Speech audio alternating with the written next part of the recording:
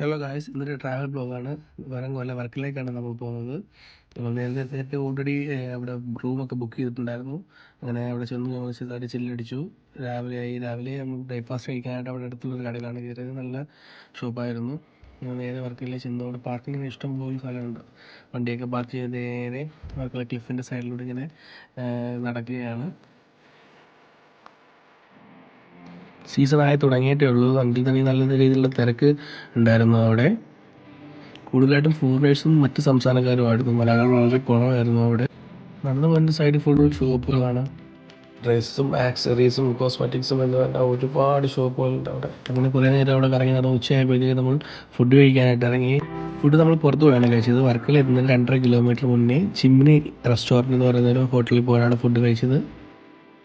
അങ്ങനെ ഫുഡൊക്കെ കഴിച്ച് വന്ന് നമ്മൾ നേരെ ബീച്ചിലേക്ക് വൈകുന്നേരം ഇറങ്ങിയൊക്കെയാണ്.